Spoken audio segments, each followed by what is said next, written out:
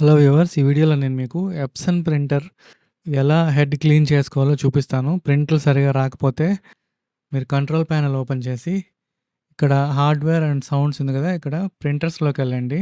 Devices and ప్రింటర్స్‌లో ఇక్కడ మీ printer మీద right click ఇచ్చి ప్రింట్ ప్రిఫరెన్సెస్‌లోకెళ్ళండి. ప్రింట్ ప్రిఫరెన్సెస్‌లో మెయింటెనెన్స్ అనే ట్యాబ్ ఉంటుంది. అందులోకెళ్ళి ఇక్కడ హెడ్ క్లీనింగ్ అని ఉంది చూసారా? దాని మీద క్లిక్ చేయండి.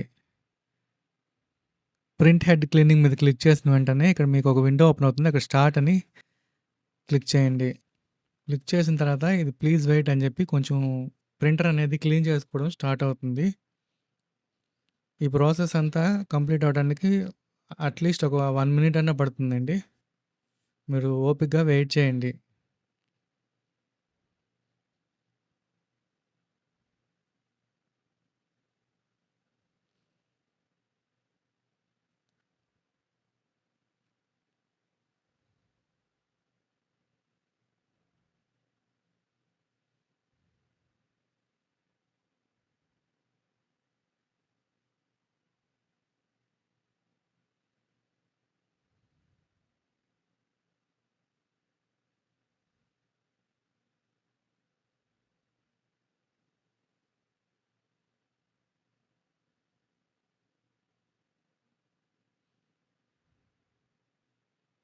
ఎప్సన్ ప్రింటర్స్ చాలా బాగుంటాయండి. దానికి మనమే మెయింటెనెన్స్ చేసేసుకోవచ్చు అనమాట ఈజీగా. ప్రతిదానికి వాళ్ళ దగ్గరికి పోవాల్సిన పని ఉండదు.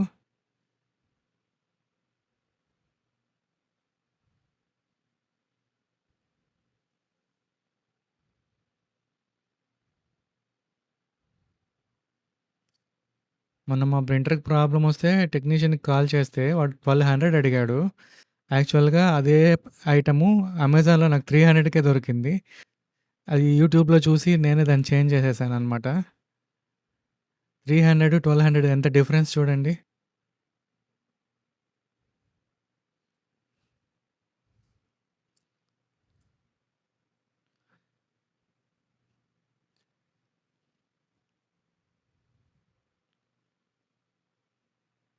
ఇలా ప్రింట్ హెడ్ క్లీనింగ్ అనేది ఆ ప్రాసెస్ కంప్లీట్ అయిన తర్వాత మిమ్మల్ని ఒకసారి నాజిల్ చెక్ అని చెప్పి ఒకసారి చెక్ చేయమని చెప్పి ప్రింట్ తీయమని అడుగుతుంది.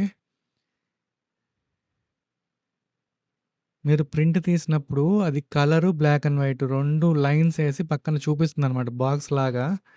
ఆ లైన్స్ అనేవి కరెక్ట్‌గా రావాలి. కొంచెం కిందకి, పైకి ఉన్నా కూడా మళ్ళీ హెడ్ క్లీన్ చేయాల్సుంటుంది. అది సరిగా వచ్చేంత వరకు.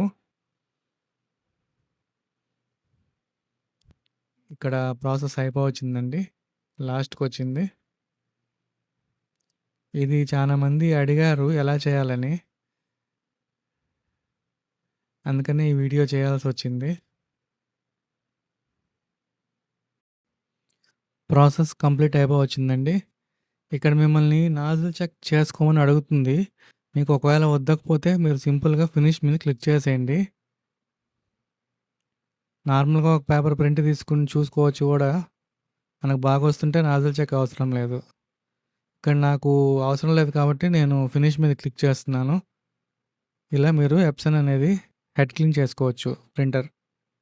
Thanks for watching.